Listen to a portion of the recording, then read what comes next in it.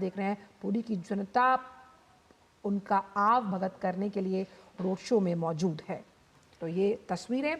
उड़ीसा के पुरी से, जहां प्रधानमंत्री का आज रोड शो है। और उड़ीसा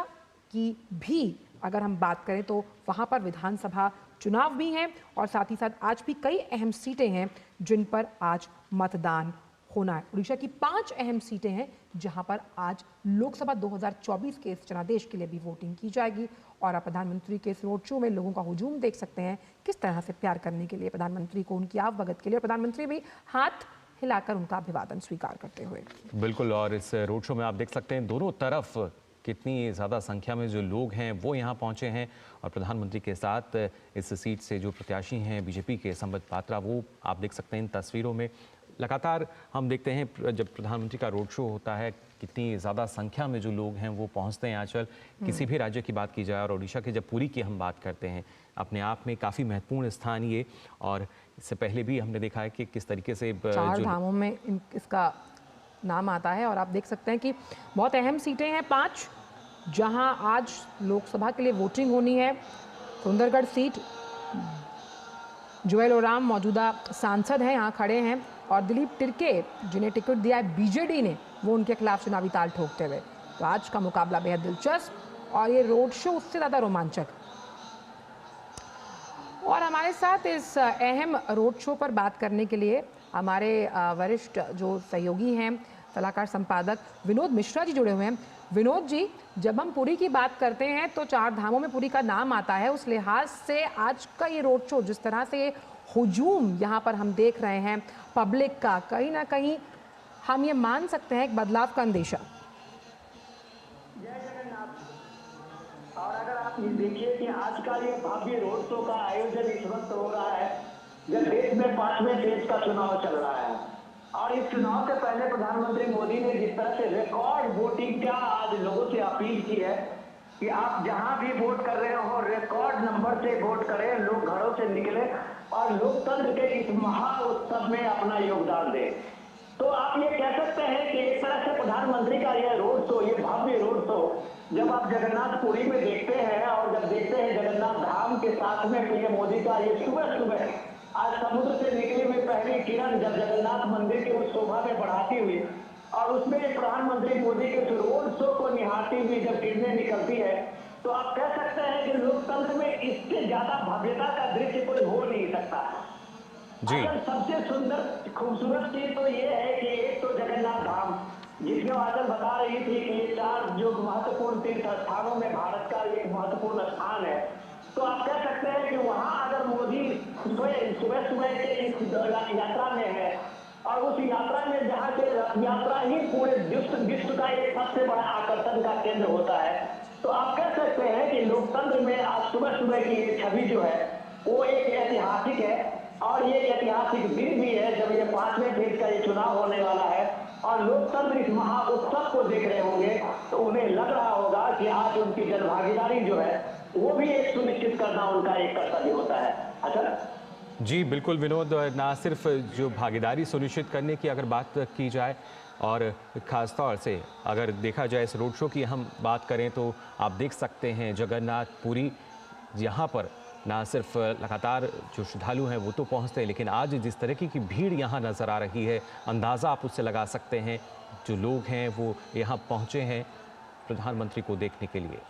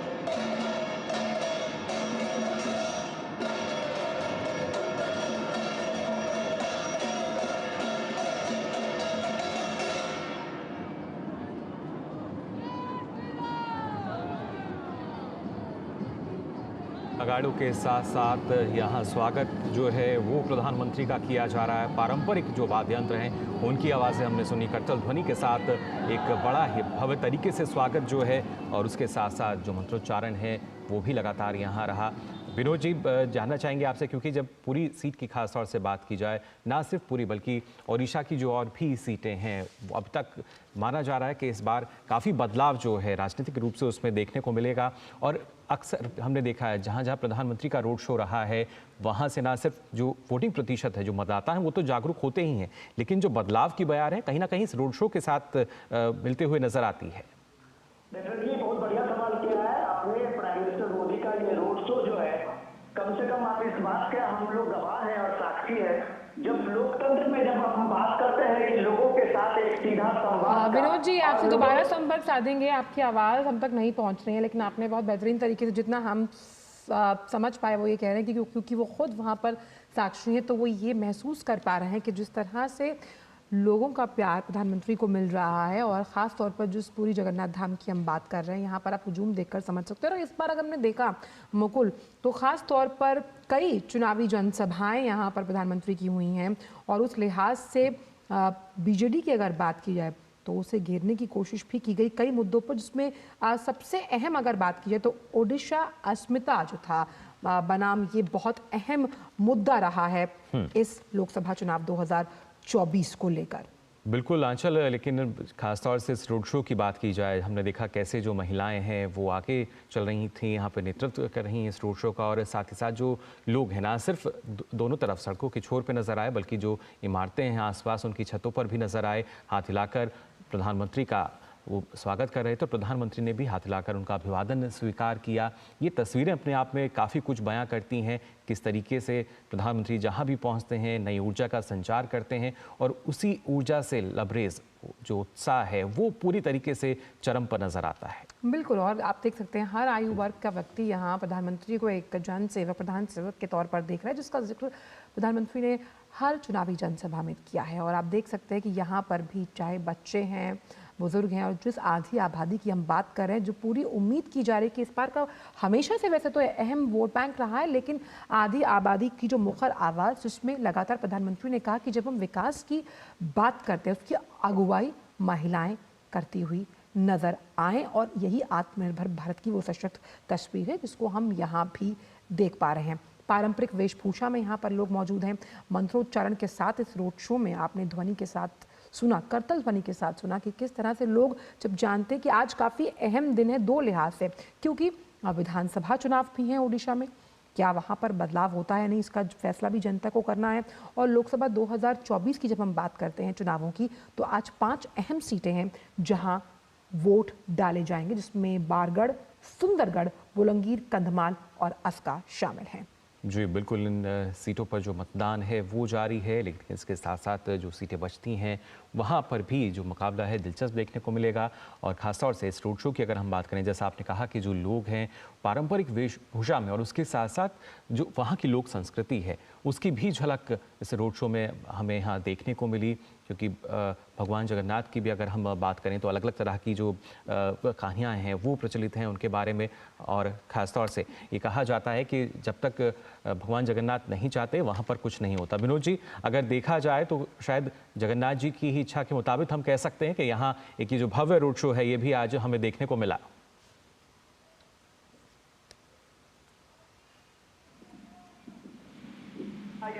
जी, तो ये हम कह सकते हैं कि संबित पात्रा का पिछला चुनाव भी जो था मात्र 11,000 वोट से संबित पात्रा यहाँ चुनाव हारे थे जी, और ये चुनाव संबित पात्रा के लिए वही चुनाव है जो कभी अमेठी में स्मृति ईरानी का रहा होगा। हमें याद करना चाहिए कि संबित पात्रा चुनाव हारने के बाद एक दिन भी उसके बाद उन्होंने विश्राम नहीं लिया और लगातार टीवी में काम करते रहे। जी, तो ये एक इम्पोर्टेंट चीज है कि जनता आपको स्वीकार करती है या अस्वीकार करती है, लेकिन अगर वो उम्मीदवार जनता के, चलिए अजय हमारे साथ मौजूद हैं, अजय मिश्र हमारे सहयोगी। अजय, अगर बात की जाए बीजेडी की, तो एक बहुत बयान जो चर्चा में रहा वो ये था एक्सपायरी डेट को लेकर, जिसका जिक्र प्रधानमंत्री ने किया, जहां ओडिशा की अस्मिता को लेकर प्रधानमंत्री ने कई चुनावी जनसभाओं में सवाल उठाए हैं। अगर हम एंटी इनकम्बेंसी की बात करें, क्योंकि आप ग्राउंड पर मौजूद हैं, इस रोड शो में, कितना बड़ा फैक्टर मानते हैं आप इसे? देखिए आंचल, पूरे देश में जो इस वक्त चुनाव चल रहे हैं उसमें उड़ीसा में होने वाला चुनाव शायद सबसे दिलचस्प चुनाव है। बिल्कुल। ऐसा मैं इसलिए कह रहा हूं क्योंकि बीजेपी, बीजेडी जिनके प्रोनाउंसिएशन में भी बहुत ज्यादा अंतर दिखता नहीं है, बहुत जी। सारे एनालिस्ट ये मानते हैं कि बीजेपी और बीजेडी में भले ही आपको इस चुनाव में प्रतिद्वंदिता दिख रही हो, लेकिन बीजेडी कई मुद्दों पर बीजेपी का समर्थन करती आई है, पूरे 10 साल समर्थन करती आई है। और आपने एक भी बयान बीजेडी का ऐसा नहीं देखा होगा जो कि बीजेपी की नीतियों के खिलाफ हो।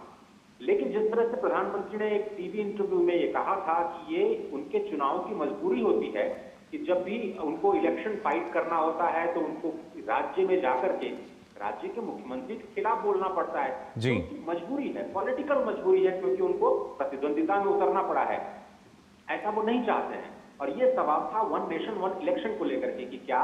देश में वन नेशन वन इलेक्शन पे जोर देना चाहिए। आप देखिए इस वक्त उड़ीसा में आज जब 20 मई है तो 5 लोकसभा सीटों के लिए और 35 विधानसभा सीटों के लिए एक साथ चुनाव हो रहे हैं। ये मुद्दा देश के लिए बहुत इंपॉर्टेंट है। साथ ही साथ देश के विकास के लिए ये जरूरी है ये चुनाव विधानसभा की, लोकसभा की एक साथ हों। और उसके बाद जिस तरह से प्रधानमंत्री चाहते हैं, उनकी मंशा यह है कि सारे मुख्यमंत्री मिलकर के प्रधानमंत्री के साथ मिलकर के अगले 5 साल केवल और केवल विकास की बात करें। आप देखिए ये जो आप रोड शो देख रहे हैं, ये एक तरह से बीजेपी के पक्ष में माहौल बनाने का तो कार्यक्रम है ही है। जगन्नाथ भगवान को लेकर के जो आस्था है प्रधानमंत्री मोदी की, वो तो स्पष्ट दिख ही रहा है। और आज केवल प्रधानमंत्री मोदी ही नहीं, राउरकेला में आप देखिए गृह मंत्री हैं हेमा मालिनी जी बीजेपी के पक्ष में समर्थन बना रही हैं। अश्विनी वैष्णव जो कि बहुत तेज तर्राक लीडर माने जाते हैं, रेलवे को लेकर के बहुत बड़ा काम किया है, वो भी बीजेपी के पक्ष में समर्थन बनाते हुए नजर आ रहे हैं। तो अपने लिए बीजेपी फाइट कर रही है। और ये भी कहा जाता है कि बीजेडी का जो भी लॉस है, बीजू जनता दल का जो भी लॉस होगा वो बीजेपी का ही गेन है, क्योंकि जमीन पर कहीं दूसरे दल, कांग्रेस या दूसरे विपक्षी दल बिल्कुल नजर नहीं आते हैं। और ये भी बहुत सारे लोग मान रहे हैं कि अगर मान लीजिए इस वक्त भले ही आपको एक दूसरे के खिलाफ लड़ते हुए दिखाई दे रहे हो बीजेपी और बीजेडी, लेकिन केंद्र में आप दोनों को एक दूसरे का सहयोगी मानकर। लेकिन अजय, क्या हम मान सकते हैं 2014 और 2019 में जिस ग्रास रूट लेवल पॉलिटिक्स की हम लगातार बात कर रहे हैं, उसको मजबूत जनाधार इस बार आप 2024 में देखते हुए नजर आ रहा है? क्योंकि लगातार अगर बात की जाए कि बीजेडी ने कई मुद्दों पर हालांकि केंद्र में सपोर्ट किया है भाजपा की अगर बात करें, लेकिन लंबा समय है और क्या जो वहां की जनता है वो बदलाव की एक्सपेक्टेशन के साथ है? देखिए प्रधानमंत्री नरेंद्र मोदी के आप बयानों को बहुत ही बारीकी से समझिए। और जब उन्होंने ये कहा कि हम विकसित भारत की ओर अपने कदम बढ़ा रहे हैं और हमने 2047 तक का रोड मैप बना लिया है, तो 2047 के रोड मैप में जो सबसे बड़े स्तंभ है विकसित भारत के, मुकुल और आंचल, वो ईस्टर्न इंडिया का विकास है। क्योंकि वेस्ट इंडिया का विकास हो चुका है, जिसमें तमिलनाडु, गुजरात जैसे बड़े राज्य शामिल हैं जो $1 ट्रिलियन की ओर जा रहे हैं। लेकिन उड़ीसा, पश्चिम बंगाल, बिहार, उत्तर प्रदेश, मध्य प्रदेश जैसे ऐसे राज्य जो कि पूर्वी इलाके में है भारत के, उनका आसाम ये सब लेकर के उनका विकास नहीं हो पाया जब तक वो विकास की धारा में शामिल। यानी विकास के जो मुद्दे हैं वो तो काफी अहम है ही अजय। लेकिन विनोद जी, आपसे भी जानना चाहूंगा, ना सिर्फ विकास का जो मुद्दा है उस पर तो शायद एक सहमति जो है वो नजर आ सकती है बीजेपी बीजेडी में, लेकिन जिस तरीके से अब क्योंकि चुनावी समर चल रहा है, इस चुनावी मैदान में प्रतिद्वंदिता जो है वो जाहिर तौर पर हमें देखने को मिल रही है, और खासतौर से इस रोड शो का जो असर है वो किस तरीके से देखते हैं आप? देखिए, ये रोड शो के साथ में अगर हम थोड़ी सी उड़ीसा की सियासत की बात करें तो सबसे इम्पोर्टेंट चीज ये है कि इस पूरे के आपने देखिए लोकसभा और विधानसभा के चुनाव यहाँ साथ हो रहे हैं और उस चुनाव में वहाँ बीजेपी वर्सेस बीजेडी है। कांग्रेस एक तरह से आप कह सकते हैं कि इस पूरे मैदान से बाहर है। आप ये पिछले 1-1.5 महीने में देखिए तो प्राइम मिनिस्टर मोदी ने 11 रैलियां की हैं उड़ीसा के अलग अलग कंस्टिट्यूंसी पे, अलग अलग जगह पे। और जब प्राइम मिनिस्टर इस कॉन्फिडेंस से बताते हैं कि 10 जून को हम आपको अपने नए चीफ मिनिस्टर के लिए एक शपथ ग्रहण समारोह के लिए आमंत्रित करते हैं, तो जाहिर सी बात है ये बीजेपी का कॉन्फिडेंस है। और कॉन्फिडेंस इसलिए है कि आप पिछले 2019 का इलेक्शन आप ये देखिए तो ये बीजेपी वर्सेस बीजेडी के उस चुनाव में बीजेडी से मात्र 4% 6% के उसके परसेंटेज में उसकी कमी थी और सिर्फ 4% के स्विंग से विधानसभा चुनाव में बीजेपी ने 111 सीटें ली थी, जबकि बीजेपी दूसरे नंबर पे 23 सीटें पे आई थी। लेकिन एमपी के में देखिए कि वहां उड़ीसा ने 8 बीजेपी के एमपी को उड़ीसा से चुन के भेजा था। जी। तो ये भी एक इम्पोर्टेंट चीज है कि उड़ीसा के लोग जानते हैं कि मोदी कितना इम्पोर्टेंट है देश के लिए, उड़ीसा के लिए, तो वो कम से कम बीजेपी एमपी को चुनने पे कभी विनोद जी क्या आप ये मानते हैं कि इस बार कोई ना कोई रिकॉर्ड बनना तय है? अगर हम बात करते हैं, क्योंकि ये साख बचाने की बात बीजेडी के लिए भी है, तो अगर जो भी कोई चुनावी परिणाम आता है, अगर बीजेडी अपना गढ़ बचाने में कामयाब रहती है तो 20 वर्षों से उड़ीसा की सत्ता पर काबिज है नवीन पटनायक, और अगर भाजपा पूर्ण बहुमत हासिल करती है तो पहली बार भाजपा की सरकार बनेगी। कोई ना कोई रिकॉर्ड जरूर बनेगा। शानदार सवाल पूछा है आपने। दोनों के लिए रिकॉर्ड ये है कि आप ये देखिए कि सबसे इम्पोर्टेंट यह है कि सिक्किम के चीफ मिनिस्टर के बाद ये पहला चीफ मिनिस्टर जेडी पटनायक के परिवार से नवीन पटनायक होंगे जो लगातार 5 बार चुनाव जीत करके चीफ मिनिस्टर बनते रहे, और ये 6वीं बार वो चीफ मिनिस्टर के इस पे बनने के लिए अपने लिए लड़ाई लड़ रहे हैं। लेकिन सबसे जो इसमें खास बात ये है कि नवीन पटनायक बहुत ही बुजुर्ग हो चुके हैं। जी। अब जब प्राइम मिनिस्टर अपने सभाओं में कहते हैं कि यहाँ उड़ीसा में एक सुपर चीफ मिनिस्टर आ गया है, यंग मैन जिसका जिक्र किया गया, सीधे सीधे लोगों को बताते हैं कि सीएम नवीन पटनायक अब काम करने की स्थिति में नहीं है। अब उनका जो पर्सनल असिस्टेंट या पीए जो थे पांड्या साहब, वो एक नई भूमिका में आ गए हैं। तो ये चीजें जो है वो बीजेपी को एक ये मौका देता है कि कम से कम लीडरशिप के मामले में अगर आप देखें तो ट्राइबल लीडर के साथ साथ नॉन ट्राइबल लीडर बीजेपी के एक आप कह सकते हैं कि एक पूरी टीम है, जिसलिए वो पूरे कॉन्फिडेंस के साथ पीएम मोदी कहते हैं कि आपको हम उड़ीसा के ही बहुत ही कुशल स्किल्ड सीएम आपको हम देने जा रहे हैं। तो लोगों को लगता है कि नवीन पटनायक के पिछले 24 साल के शासन में अगर एक नया सीएम का फेस आता है जो उड़ीसा को एक डबल इंजन सरकार के रूप में जो और स्टेट में डेवलपमेंट हुआ है, ये मौका अगर उड़ीसा को मिलता है तो शायद एक बीमारू स्टेट से जो उड़ीसा बहुत ही पिछड़ा इलाका है, बहुत ही गरीब राज्य है, तो शायद उसको इससे मुक्ति मिल सकती है। तो ये जो आप भीड़ देख रहे हैं, ये जो आप रोड शो में लोगों की लंबी कतारें सुबह सुबह का देख रहे हैं, अभी लोग और बिल्कुल बहुत इंटरेस्टिंग रोचक ये है, विनोद जी भी इस बात से इत्तेफाक रखेंगे कि 2009 की अगर बात की जाए तो बीजेपी की जूनियर पार्टी के रूप में यहाँ काम करती थी। अजय, अगर आप हमारे साथ बने हुए हैं तो हम ये समझना चाहेंगे कि राज्यसभा चुनाव के लिए हमने बीजेडी का जो ये सियासी समीकरण है वो बदलते हुए देखा, क्योंकि ओडिशा में अश्विनी वैष्णव का समर्थन करती हुई नजर आई बीजेडी, ना तो वो घटक दलों में आती है फिर भी। अजय, बहुत सारे मुद्दों पर बीजेडी ने बीजेपी का समर्थन किया है और अश्विनी वैष्णव जो कि राज्यसभा के लिए उड़ीसा से आए, वो आज स्वयं बीजेपी के लिए वहां पर प्रचार करते हुए दिखाई दे रहे हैं। तो इसमें कोई दो राय नहीं है कि जो एंटी इनकम्बेंसी है बीजेडी के खिलाफ वो बीजेपी को इस चुनाव में फायदा देती नजर आएगी। लेकिन आप देखिए कि ये जो जगन्नाथ भगवान जी का रोड कॉरिडोर जो कि इसी जनवरी में बनाया गया, और आपको जानकर के खुशी होगी कि 17 जनवरी को ये जगन्नाथ का परिक्रमा कॉरिडोर इनॉग्रेट किया गया और 22 जनवरी को भगवान श्री राम का जो प्राण प्रतिष्ठा उसके समारोह में प्रधानमंत्री शामिल हुए। तो ये दोनों चीजें ही सनातन को आगे लेकर के जाती हैं। इस चीज को समझना, बार बार मैं ये बात कह रहा हूँ कि जमीन पर भले ही ये दोनों दल प्रतिद्वंदिता करते हुए दिख रहे हैं, लेकिन ये दोनों ही विकास की बात कर रहे हैं, दोनों ही सनातन के संरक्षण की बात कर रहे हैं। और केवल परिक्रमा पथ ही नहीं, हजारों ऐसे मंदिर हैं उड़ीसा में जिनका जीर्णोद्धार करने का राज्य सरकार ने जिम्मा उठाया है। और राज्यों के तौर पर अगर हम बात करें तो उड़ीसा शायद उन चंद राज्यों में से होगा जो इस तरह के पुनरुद्धार की बात कर रही है। उसमें केवल मंदिरों का पुनरुद्धार नहीं है,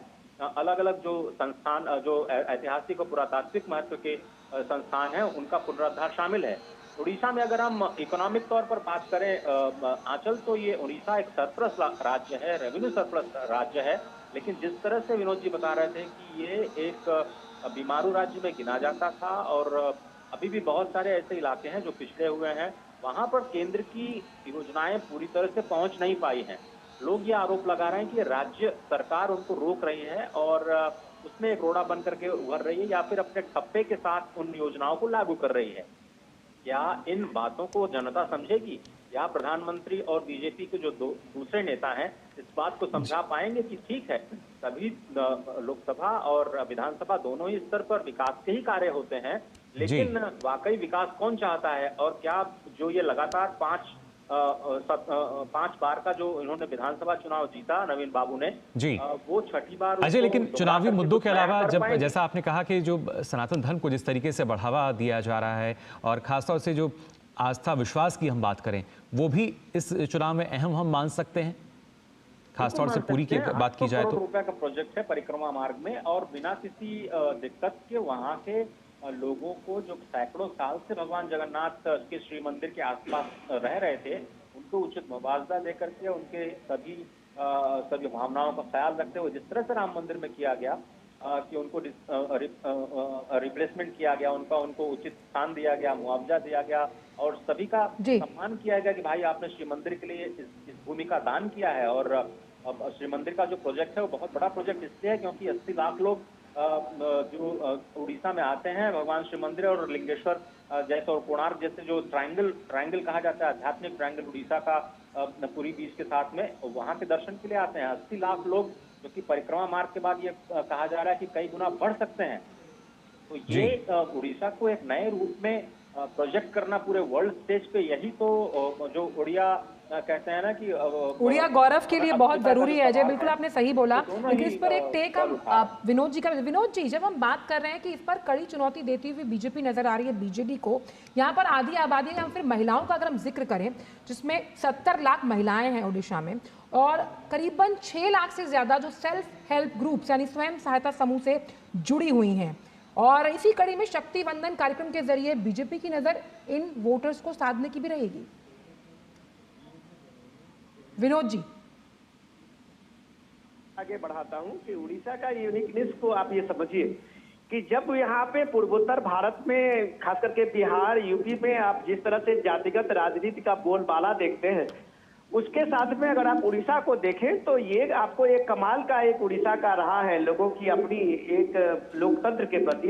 कि लोगों ने यहाँ जात पात और ये कास्ट कॉम्बिनेशन को कभी नहीं माना है। आप उम्मीद कर सकते हैं इस राजनीति को, भारत के लोकतंत्र को, कि वहाँ पटनायक समाज के लोग अगर आप कहें तो कास्ट इक्वेशन में सबसे कम संख्या में आते हैं। लेकिन आप ये देखिए, नवीन पटनायक अगर 24 साल से लगातार सीएम है तो ये माना जाएगा कि उनकी अपनी एक क्रेडिबिलिटी है, उनका एक वेलफेयर स्कीम जो है उसको लोगों ने सराहा है। रही बात जो बीजेपी के साथ में जो उनका अपना एक कंटेस्ट है, वो कभी भी सेंटर में खास करके मोदी को विरोध करते हुए नहीं दिखे हैं। लेकिन आप ये भी हमें नहीं भूलना चाहिए कि नवीन पटनायक जब पहला चीफ मिनिस्टर बने थे तो बीजेपी के सहयोग से ही बने थे। 2000 में बीजेपी और बीजेडी ने साथ साथ चुनाव लड़के पूरे कांग्रेस के वहां पे एक तरह से सत्ता का जो एक लंबा सिलसिला था उसको खत्म किया था, और इसमें बीजेपी ने उनको एक बहुत ही महत्वपूर्ण योगदान दिया था। लेकिन बाद में चल के जो दूसरा इलेक्शन 2005 के इलेक्शन में आते आते नवीन पटनायक ने बीजेपी से अपना नाता तोड़ लिया था। उसके बाद लगातार जो है बीजेपी वहां अपोजिशन में है, और अपोजिशन में होने का मतलब ये नहीं होता है कि आप अपोजिशन में एक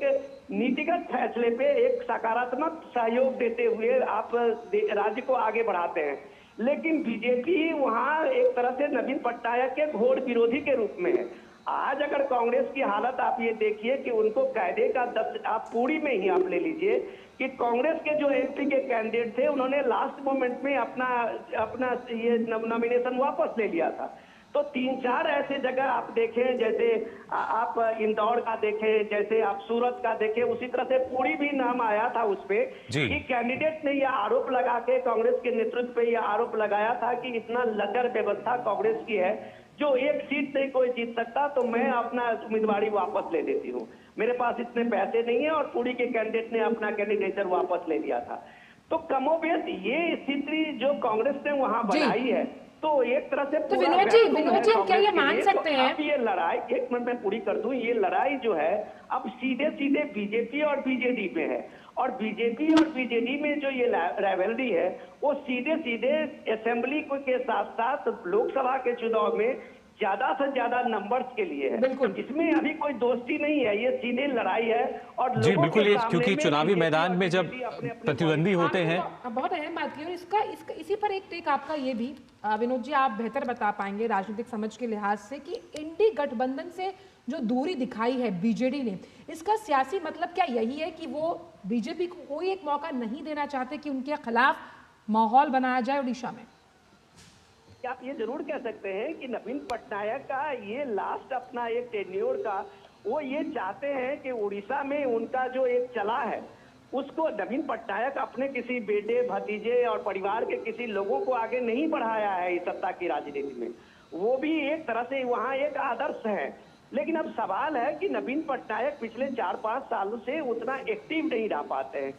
ये उनके एक्टिव नहीं रहने का खामियाजा वहाँ की जनता और डेवलपमेंट के कामों में पड़ता है, जिसको लोग एहसास कर रहे हैं। तो वहाँ एक कुशल नेतृत्व देने के लिए, युवा नेतृत्व देने के लिए बीजेपी के पास ये मौका है। और लोगों के बीच में जब बीजेपी एक कुशल नेतृत्व और युवा नेतृत्व को सामने ला के खड़ी है, तो जाहिर सी बात है जनता एक अल्टरनेट के रूप में बीजेपी को देखती है। तो बीजेपी अभी भी अपोजिशन में है और बहुत मजबूती के साथ बीजेपी अपनी चीजों को, डेवलपमेंट के चीजों में भले ही बीजेपी को सहयोग देता रहो, लेकिन फ्रंट पे लोगों के लिए बीजेपी वहां हमेशा नवीन पटनायक सरकार के खिलाफ में लड़ती रही है। तो जी, यानी एक मजबूत स्थिति जो है बीजेपी को इस चुनाव में दिख रहा है। जी बिल्कुल, वही मजबूत स्थिति जो है बीजेपी की यहाँ नजर भी आ रही है। और खासतौर से अजय, जब हम पुरी की बात करते हैं तो अमूमन रथ यात्रा जो यहाँ आयोजित होती है उसमें इस तरह का श्रद्धालुओं का जो सैलाब होता है वो हमें देखने को मिलता है। लेकिन आज इस रोड शो में भी हम कह सकते हैं कि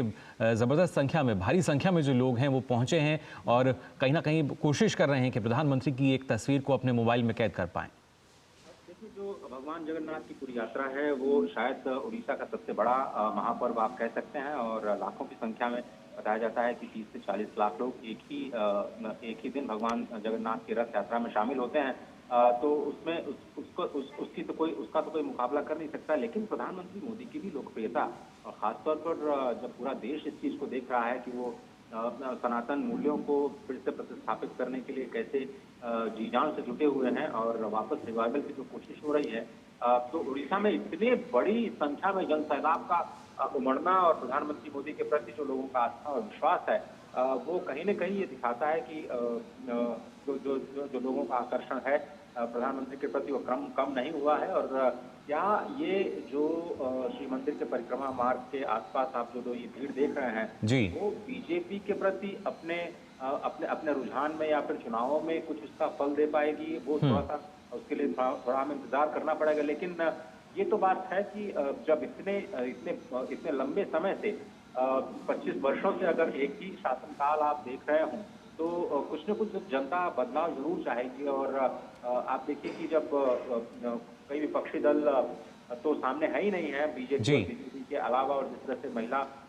सम्मान का जिक्र किया था आंचल ने, और महिलाओं की बात करें तो भुवनेश्वर से जो कांग्रेस के प्रत्याशी थे उन्होंने फंड न होने की वजह से अपना नाम वापस ले लिया था। तो आप ये समझिए कि जो अभी विपक्षीय लड़ाई है जो बीजेपी और बीजेडी के बीच में, और प्रधानमंत्री मोदी के प्रति जो जनता का आकर्षण है, जनता की जो श्रद्धा है, वो किस तरह से विकास के कार्यों के लिए वोट में तब्दील होती है नहीं, कोशिश यही कर रही है बीजेपी। इन तमाम मुद्दों के आधार पर जनता को कन्विंस करने का प्रयास किया जाए। ये सारे विकास के कार्य जारी रखेंगे, लेकिन आप हमारा भी मॉडल तो एक बार देख लीजिए। जी बिल्कुल अजय, लेकिन जब आर्थिक विकास की हम बात करते हैं, जैसा आपने बताया कि जो कॉरिडोर है उसका निर्माण किया गया, कहीं ना कहीं जो एक किसी भी राज्य की जब अर्थव्यवस्था को हम देखते हैं या कैसे वहाँ मुनाफा हो रहा है, पर्यटन के लिहाज से काफ़ी महत्वपूर्ण हो जाता है। और धार्मिक पर्यटन को बढ़ावा देने की भी जो कोशिशें हैं वो लगातार हम देख सकते हैं, उस लिहाज से कितना महत्वपूर्ण। और ये चुनौती बहुत अहम है जी, क्योंकि विकास बनाम विकास है। हमने देखा कि किस तरह से जो जीरो टॉलरेंस नीति, जब आपदा प्रबंधन की हम बात करते हैं नवीन पटनायक सरकार की, और जिस तरह से प्रधानमंत्री का भी अपना कार्यकाल रहा है केंद्र की राजनीति में जीरो टॉलरेंस लेकर कई मुद्दों पर, तो यहाँ पर ये भी बहुत अहम है कि विकास बनाम विकास बहुत अहम मुद्दा है। देखिए, ये बिल्कुल सही कह रहे हैं आप, चाहे वो उड़ीसा में साइक्लोन प्रभावित इलाकों का रिस्टोरेशन हो, डिजास्टर मैनेजमेंट की बात हो, या फिर विकास की धारा को उन इलाकों तक पहुंचाने की जो अभी तक हाशिए पे पड़े हुए हैं, जो मुख्य धारा में शामिल नहीं हो पा रहे हैं, जिसमें कालाहांडी, कांधामाल जैसे ऐसे इलाके शामिल हैं जहां पर बड़ी संख्या में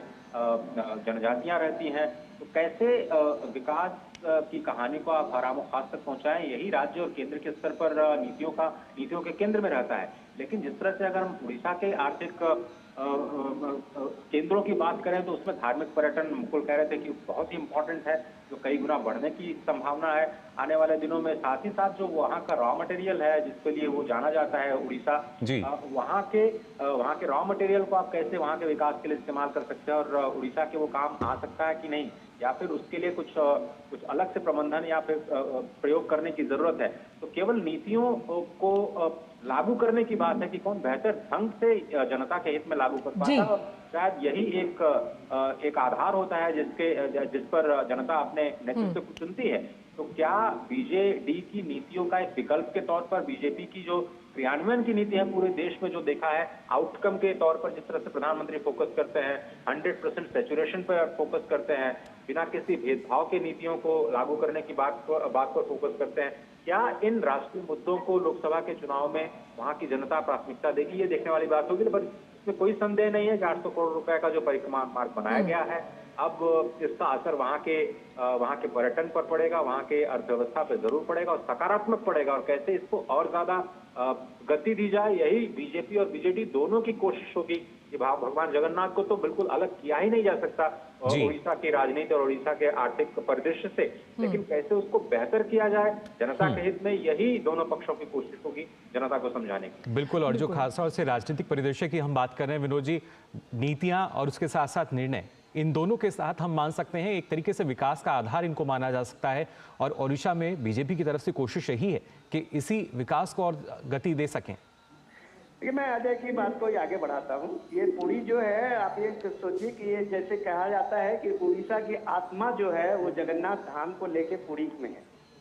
और जब प्रधान मिनिस्टर मोदी ने अभी 2-4 इलेक्शन रैली में इस बात को उठाया था, वहाँ स्वर्ण भंडार की चाबी गुम के बारे में,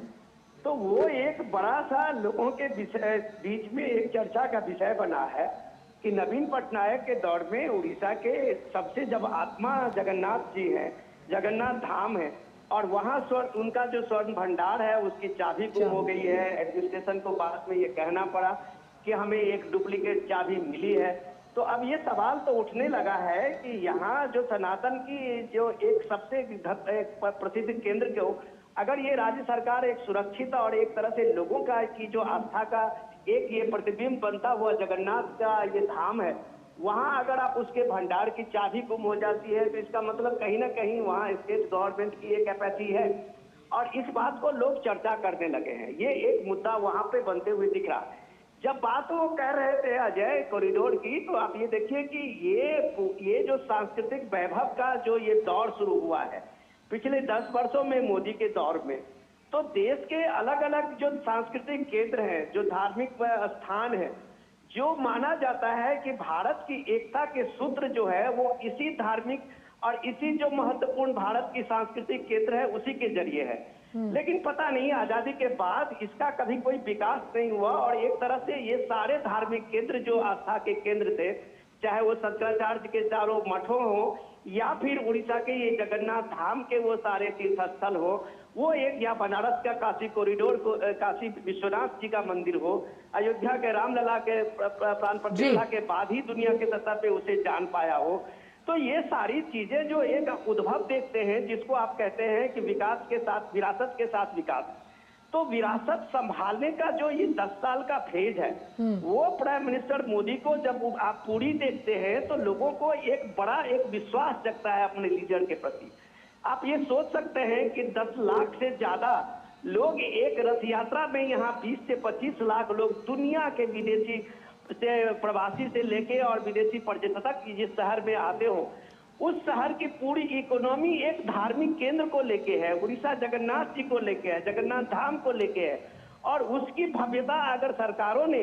सक्सेसिव जितनी भी गवर्नमेंट है उसने नहीं की है, तो वो एक सेकुलरिज्म के कारण वो उनकी बेईमानी नहीं है, वो सीधे सीधे एक सनातन के प्रति उनकी एक उदासीनता रही है। और ये उदासीनता राज्य की जो इकोनॉमी है उसको सबसे ज्यादा डैमेज किया है। तो जब ये कह रहे थे पूरी कॉरिडोर जो बनने की बात अजय कह रहे थे, मुझे याद है कि जैसे ही रामलला विराजमान के प्राण प्रतिष्ठा की वहां जबरदस्त अयोध्या में तैयारी शुरू हुई थी,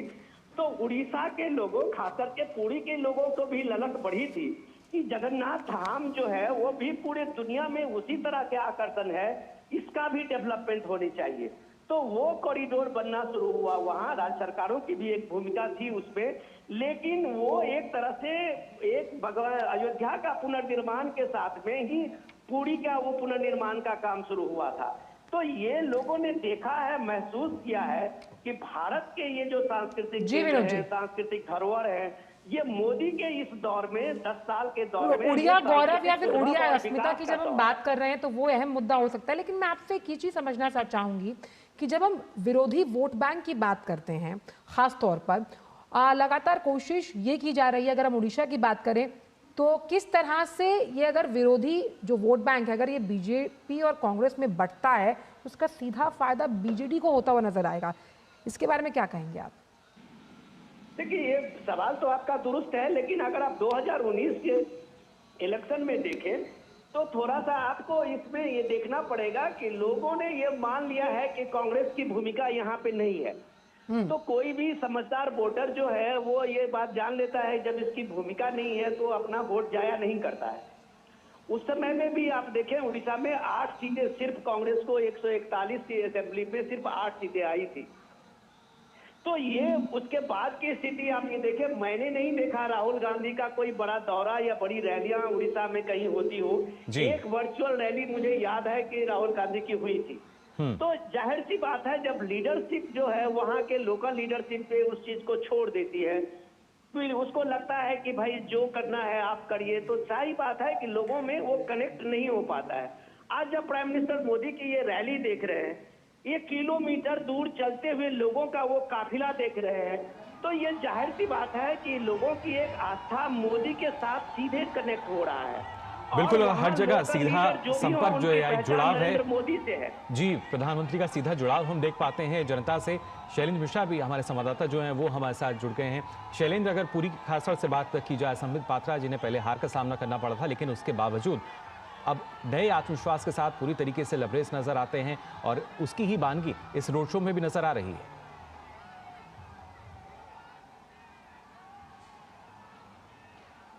शैलेंद्र, आपको आवाज आ रही है हमारी?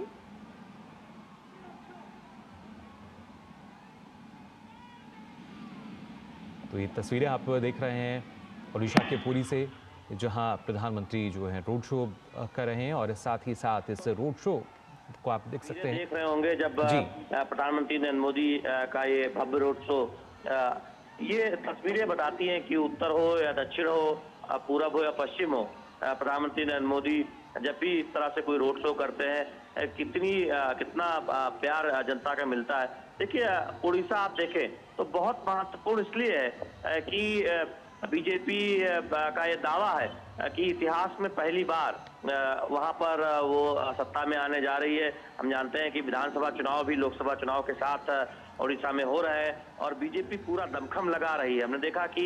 बीते अगर आप एक दशक में देखें तो बीजेपी एक मुख्य दल के तौर पर उड़ीसा में उभरने में न केवल कामयाब रही है, बल्कि एक ग्रास रूट लेवल पर देखें तो पार्टी के संगठन में एक बहुत बड़ा विस्तार देखने को मिला है। प्रधानमंत्री नरेंद्र मोदी जब भी हम देखते हैं कि इस तरह जो तस्वीरें आती हैं, वो अभिवादन स्वीकार करते हैं जनता का और सड़क के दोनों तरफ जब हम बड़ी भीड़ देखते हैं तो निश्चित तौर पर ये बात बार बार सामने आती है कि दुनिया के सबसे लोकप्रिय नेता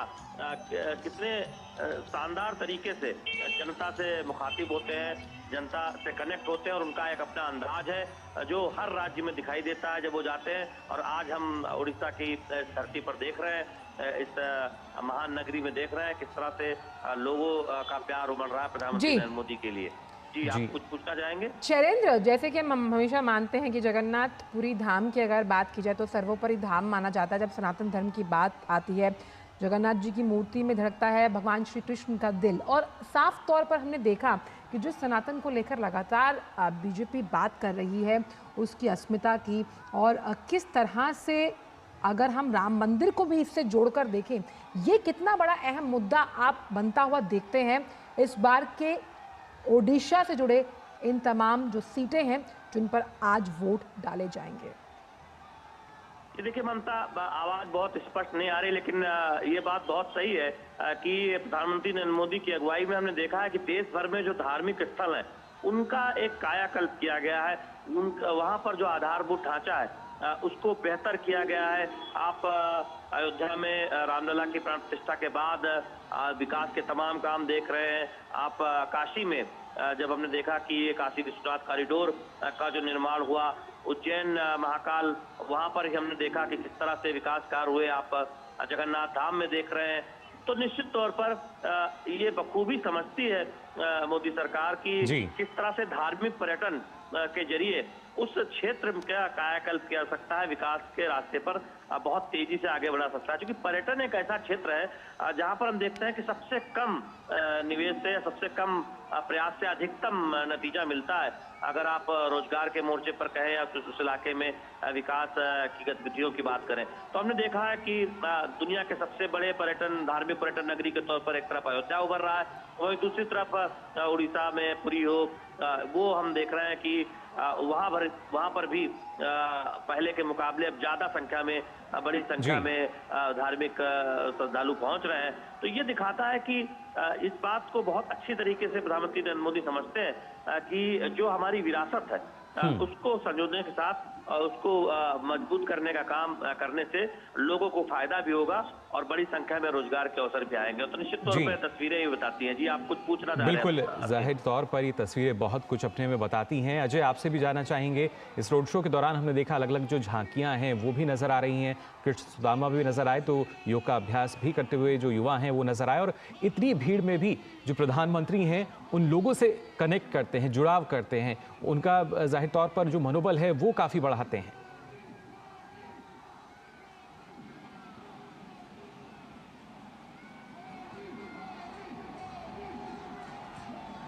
अजय, आप सुन पा रहे हैं हमें? जी देखिए, मैं शैलेंद्र हूँ जी। आप निश्चित तौर पर देखें, ये तस्वीरें जब भी प्रधानमंत्री कहीं जाते हैं और वहां पर रोड शो में हम देखते हैं कि वहां स्थानीय कलाकार उनका स्वागत करते नजर आते हैं। वहाँ की जो स्थानीय संस्कृति है उसकी एक झलक दिखाई देती है। आप काशी में देखें, आप वाराणसी में देखें, आप अयोध्या में देखें, तमाम जो देश भर में प्रधानमंत्री नरेंद्र मोदी के रोड शो हुए हैं। आप मुंबई में जब महाराष्ट्र में रोड शो हुआ था, तो ये तस्वीरें दिखाते हैं कि हर वर्ग के लोगों का प्रधानमंत्री नरेंद्र मोदी को प्यार मिलता है और वहाँ की जो स्थानीय संस्कृति है उसकी एक झलक दिखाई देती है। तो ये बहुत महत्वपूर्ण इसलिए है क्योंकि प्रधानमंत्री नरेंद्र मोदी अक्सर इस बात का जिक्र अपने दौरों में करते हैं कि किस तरह से स्थानीय स्तर पर जो कलाकार है उनको आगे बढ़ाते हुए कैसे अपनी स्थानीय पहचान को मजबूत करते हुए विकास की तरफ आगे बढ़ा जाना है। और यही वजह है कि आप उत्तर हो या दक्षिण हो, तमिलनाडु हो या उत्तर प्रदेश हो, प्रधानमंत्री नरेंद्र मोदी के दौरे में हम ऐसा देखते हैं और यहाँ भी आप ये तस्वीरें ये बयां कर रही हैं। इसलिए भी आप देखें कि उड़ीसा बीजेपी के रणनीति के लिहाज से महत्वपूर्ण हो जाता है कि हम जानते हैं कि बीजेपी पहली बार इतनी मजबूती से यहाँ पर सरकार बनाने के लिए, सत्ता में आने के लिए चुनाव लड़ रही है। तो कोई कोर कसर हमने देखा कि बीजेपी के कार्यकर्ता ने छोड़ी नहीं है। और एक तरह से देखें कि पार्टी को लगता है कि उड़ीसा से बहुत शानदार नतीजे भारतीय जनता पार्टी के होंगे। तो आज प्रधानमंत्री नरेंद्र मोदी यहाँ पर जो रोड शो कर रहे हैं, ये तस्वीरें निश्चित बीजेपी के जो कार्यकर्ता है, नेता है, उनको एक संतोष दे रही होंगी, खासकर उड़ीसा से जुड़े जो नेता है। इस भव्यता को देखकर विनोद जी, एक सवाल मैं आपसे ये जानना चाहूंगी कि बीजेपी ने 2019 में जो लोकसभा के चुनाव हुए थे उसमें अपने प्रदर्शन से कहीं ना कहीं नवीन पटनायक को भी चौंकाया था, जब देखा गया तकरीबन 23 सीट जीतकर मुख्य विपक्षी पार्टी बनी थी। तो क्या हम ये मान सकते हैं कि नवीन पटनायक के लिए भविष्य में, और जिस तरह की ये भव्यता हम देख पा रहे हैं इस रोड शो के जरिए, जो हुजूम है, जो प्रधान सेवक के तौर पर प्रधानमंत्री को प्यार कर रहा है, बीजेपी बड़ी चुनौती है? अगर मुझे पहले अगर आप इजाजत दे तो आज का जो दिन है मैं थोड़ा सा उसके बारे में जिक्र करूं कि ये देखिए, लोकतंत्र के इस उत्सव में आज 5वें फेज का चुनाव होने जा रहा है और उसकी भव्यता को आप देखिए कि प्रधानमंत्री मोदी आज जब पब्लिक रैली में है, पब्लिक मीटिंग में है, तो सीधे सीधे लोगों के बीच में है। तो ये एक लोकतंत्र की भव्यता में एक आप कह सकते हैं कि एक खूबसूरती ही पेश करता है कि आपके जनता के नेता हैं, जनता के जो ये नेतृत्व जो देने वाले लोग हैं, वो अगर जनता के बीच में देखते हैं, लोगों को मोटिवेट करते हैं, इस लोकतंत्र के प्रति लोगों की आस्था को बढ़ाते हैं, तो आप कह सकते हैं कि भारत के लिए इससे बेहतर सुखद पल कुछ हो नहीं सकता। और जब इस बात को कहते हैं कि और कल से आप देखते होंगे कि लोग ईवीएम से सवाल उठाने लगते हैं, तो उन्हें कम से कम ये झांकी देखनी चाहिए, उन्हें यहाँ का एक दृश्य देखनी चाहिए जिसके एक रोड शो में, एक सुबह सुबह के रोड शो में अगर लाखों लोग पहुंचते हैं, ये जो जन समर्थन है और ये जन समर्थन किसी नेता को जननायक बनाता है, तो वो उसकी कंपैरिजन के लिए जब आप ईवीएम चुनने लगते हैं, इलेक्शन कमीशन पे दोष देने लगते हैं, तो ये सारी चीजें जब आप करते हैं तो लोगों को मजाक लगता है। लोगों को मजाक इसलिए लगता है कि जब आप देखिए कि किस तरह से एक प्राइम मिनिस्टर मोदी का ये लगातार जो रोड शो है, पूरे देश के अलग अलग हिस्से में आप देखेंगे, कम से कम प्राइम मिनिस्टर मोदी ये 5वें फेज तक अभी तक 90 से ज्यादा रैलियां की है, और आप कह सकते हैं कि लगभग कम से कम 20 से ज्यादा उन्होंने रोड शो किया है देश के अलग अलग हिस्से में, कन्याकुमारी से लेकर पुरी तक। आज देख रहे हैं, पिछले दिनों भुवनेश्वर का भी हमने रोड शो देखा, 4-5 किलोमीटर का ये लंबा चलता हुआ काफिला, और उस काफिले के साथ पे लाखों भीड़। देखिए महिलाएं किस तरह से एक एक पल को अपने कैमरे में उतार लेने के लिए, उसे ऐतिहासिक बनाने के लिए खड़ी है। तो ये आकर्षण जब इस नेतृत्व का होता है, ये भी हमें नहीं भूलना चाहिए कि दुनिया के लोकतंत्र में भारत ऐसा पहला लोकतंत्र है जिसके प्रधानमंत्री तीसरी बार के लिए जन समर्थन मांगने के लिए रोड शो में है, और लोगों की जो ये भीड़ देखते हैं, तब आप कह सकते हैं कि कोई भी दुनिया की नैरेटिव आप लोगों की जन समर्थन के आगे फीकी पड़ जाती है। जब आप जिस तरह के नैरेटिव विपक्ष की तरफ से लोकतंत्र बचाओ कहते हैं, संविधान खतरे में कहते हैं, तो कम से कम उन्हें इस रोड शो की इस भव्यता तो मान सकते हैं विनोद जी कि इस रोड शो के जरिए जो मत प्रतिशत है, आप क्योंकि राजनीतिक गलियारों में खूब खबर रखते हैं, वो मत प्रतिशत जिसको बढ़ाने के लिए लगातार बीजेपी कोशिश कर रही है, इस रोड शो के जरिए साफ तौर पर असर पड़ता हुआ नजर आएगा। बहुत सही बात आपने कही है कि आप अगर लोगों के साथ कनेक्ट करते हैं, लोगों का मोरल इस लोकतंत्र के साथ में जोड़ते हैं, लोगों की भागीदारी बढ़ाते हैं अपने जन कार्यकलापों में, अपने शासन व्यवस्थाओं में, तो जाहिर सी बात है ये अकाउंटेबिलिटी बनती है। प्राइम मिनिस्टर मोदी के ये 10 साल जो है वो सीधे आप कह सकते हैं कि पीपुल्स गवर्नेंस का एक रिफ्लेक्शन है, जिसमें लोगों को अपनी भागीदारी दिखी है। डेवलपमेंट से लेके आप हर पहलुओं में देखें तो वो उसी जगह को एड्रेस किया है। अभी शैलेंद्र बता रहे थे, मैं उस चीज को आगे बढ़ाऊं, सबसे ज्यादा जो एस्पिरेशनल डिस्ट्रिक्ट जो उड़ीसा में का अभी जो प्राइम मिनिस्टर मोदी का 119 है वो एस्पिरेशनल डिस्ट्रिक्ट का उन्होंने नीति आयोग से ये किया था, उसमें 119 डिस्ट्रिक्ट में सबसे ज्यादा उड़ीसा का था। तो डायरेक्ट ही वहां के लोगों ने देखा है कि केंद्र की भूमिका ने वहां के कई जिलों को कम से कम गरीबी रेखा से लोगों को ऊपर करने में मदद की है। आज अगर देश के 25 करोड़ लोग गरीबी रेखा से ऊपर आए हैं, तो उसमें उड़ीसा के भी लाखों लोग हैं जिनको एक मुख्य धारा में आने का मौका मिला है। तो ये जब लोगों को लगता है, तब ये अभिवादन के लिए जो रोड पे आप दोनों साथ खड़े हुए लोग देखते हैं, उनको ये प्राइम मिनिस्टर मोदी के साथ में वो अपने आप को कनेक्ट करते हैं, और वो विकास के लिए एक वो अभिवादन है जो प्राइम मिनिस्टर मोदी ने लाखों लोगों को गरीबी रेखा से ऊपर किया है। आज लाखों लोगों को प्राइम मिनिस्टर मोदी का जन कल्याण कार्ड की सुविधाएं मिली है, जिससे उनके जीवन में परिवर्तन आया है। तो ये परिवर्तन ही, ये इस तरह की बात जब आप देखते हैं लोगों के जीवन में परिवर्तन, तो वो उसका एक तरह से आप कह सकते हैं कि एक अभिवादन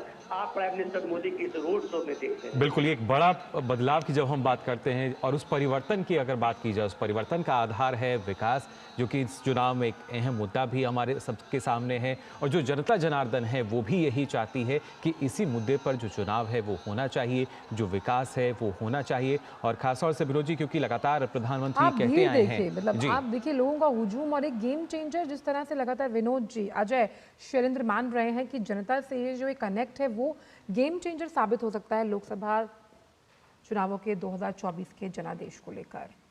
बिल्कुल, काफ़ी अहम, और जो क्योंकि अपने आप में जब हम बात कर रहे हैं जनादेश को लेकर, और जो जनता है वो ये अच्छे से जानती है कि जो उसका एक वोट है वो कितना कीमती है, और उसी वोट के लिए लगातार ना सिर्फ प्रधानमंत्री जो हैं, हमने देखा आज सुबह भी उन्होंने एक्स पर अपने संदेश में साझा किया कि लगातार आज जो 5वें चरण का मतदान हो रहा है उसमें बढ़ चढ़ कर हिस्सा लें, और उसके साथ साथ जो विकास की जब हम बात कर रहे हैं उस विकास में भागीदार कैसे हो सकते हैं, क्योंकि सिर्फ एक इंसान जो है वो पूरी तरीके से विकास को लागू नहीं कर सकता। आमजन की भागीदारी और उसके साथ साथ जो राज्यों की भागीदारी की हम बात करते हैं, क्योंकि लगातार प्रधानमंत्री यही कहते हैं विनोद जी के जो राज्य हैं उनको भी हमें विकसित राह पर लाना है और उसके बाद ही जो देश है वो विकसित हमारा हो सकता है। विकसित भारत का सपना तभी साकार हो सकता है। बिल्कुल, और सामंजस्य बिठाना बहुत। विनोद जी, आप हमारे साथ जुड़े हुए हैं अगर, तो एक सवाल मैं आपसे जानना चाहूंगी।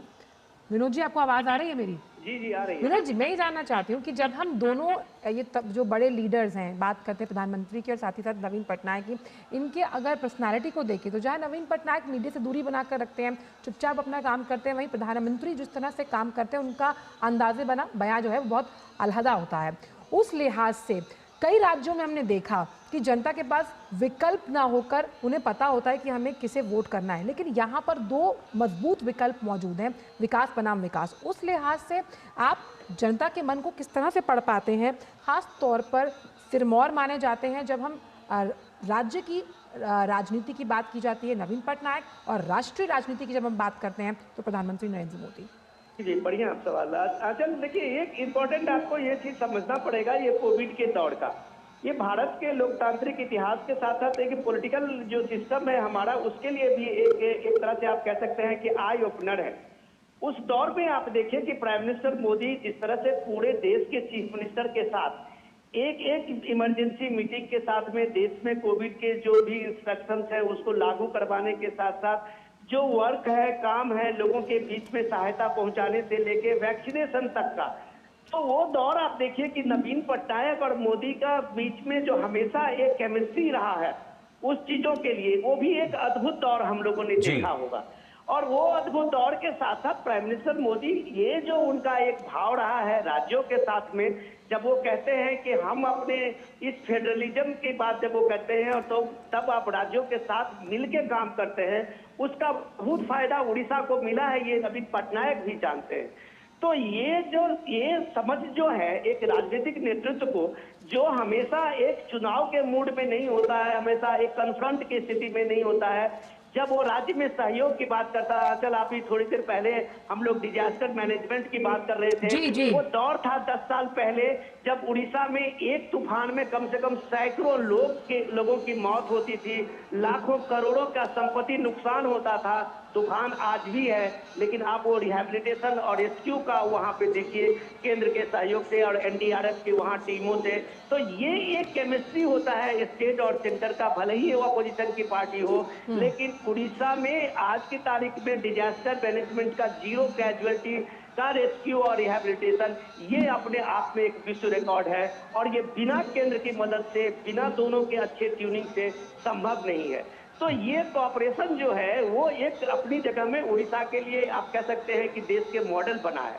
लेकिन अब सवाल है राजनीति में, देखिए परिवर्तन की बात जब आप कहते हैं तो उड़ीसा के लोगों से ये भाव आता है। पॉलिटिकल पार्टी जब वो कैच करते हैं इस तरह के स्लोगन को, तो जो 400 पार का पीएम मोदी का है, तो स्लोगन भी लोगों के बीच से आता है जब नेतृत्व उसको कैच करता है। तो वो कैच जो है उड़ीसा के परिवर्तन का, वो कैच पीएम मोदी और वहां के लीडरशिप ने, लोकल लीडरशिप ने देखा है, सुना है, क्योंकि उनको पता है कि नवीन पटनायक अब काम नहीं कर रहे हैं इफेक्टिवली, तो उनके जो पीए हैं वो ज्यादा भूमिका में हैं, उनके हर भूमिका में हैं, लोग ये देख रहे हैं। तो उनको एक लीडरशिप चाहिए, एक चेंज चाहिए, तो उनके सामने में अल्टरनेट बीजेपी देखता है और पीएम मोदी जैसा नेतृत्व देखता है जो वो किसी से भी ज्यादा एक्टिव है, चाहे उड़ीसा के ग्रामीण अंचल की बात हो, ट्राइबल इलाके की बात हो। सबसे इंपॉर्टेंट चीज है, हमें नहीं भूलना चाहिए, राष्ट्रपति द्रौपदी मुर्मू इसी उड़ीसा से आते हैं। ये लोगों ने देखा है उड़ीसा के साथ साथ पूरे झारखंड और उस इलाके में एक गांव से पढ़ी लिखी गरीब महिला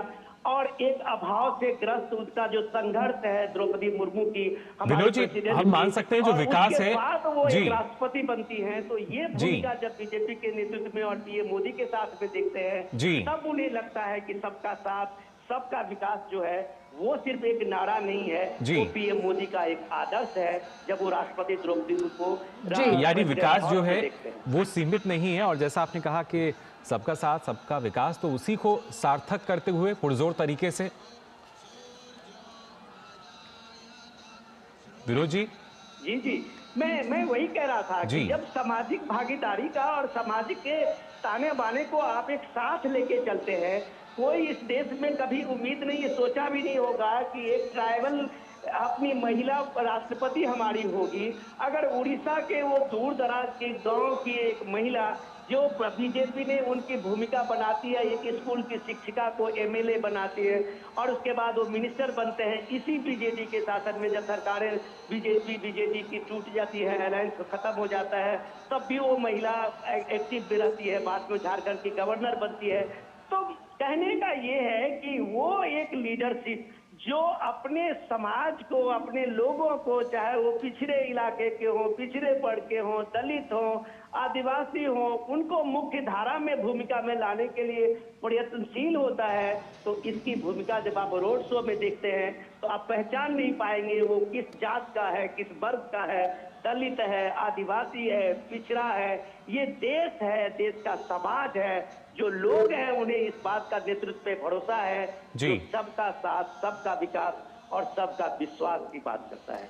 और खास तौर पर अगर हम बूथ की बात करें, लगातार बूथ कार्यकर्ताओं में संजीवनी देने का काम प्रधानमंत्री ने तमाम रोड शोज के जरिए किया है। बूथ कार्यकर्ताओं का कितना बड़ा महत्व आप मानते हैं? आप देख सकते हैं इस रोड शो में भी कई मौजूद होंगे और साफ तौर पर प्रधानमंत्री ने कहा है कि हर एक राज्य में बूथ कार्यकर्ता का जो योगदान है, खास तौर पर जनाधार बढ़ाने में, वो बहुत अहम है।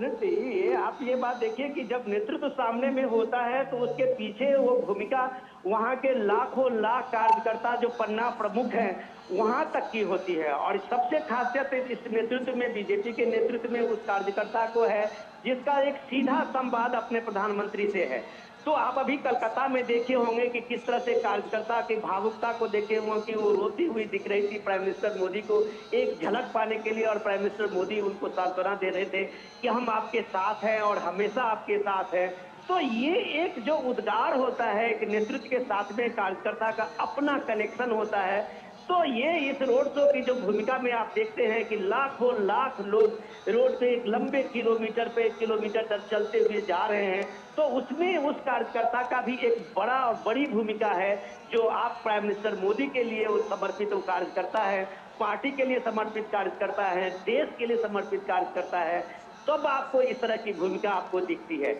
लेकिन इम्पोर्टेंट चीज साथ में ये भी है, ये इस दौर का चल हमें इस बात को समझने की जरूरत है कि प्राइम मिनिस्टर इस दौर पे दुनिया के किसी भी देश से जो नेता हैं आज के दौर में वो सबसे बेस्ट कम्युनिकेटर है। उन्हें अपने दिल की लोगों की भाषा को वो जानते हैं। उनको कभी भी किसी के भाषा का बैरियर नहीं बनता है, चाहे तमिलनाडु के चेन्नई में उनकी रैली जी, यानी उनके लिए जो किसी तरह की बाधा नहीं है और वो यही चाहते हैं कि विकास में भी किसी तरह की बाधा ना आए। और खासतौर से आजकल देखा जाए, क्योंकि ये काफी महत्वपूर्ण हो जाता है जब विकास अहम मुद्दा होता है और इसी मुद्दे को लेकर कोशिश यही की जाती है कि कुछ जो बाधा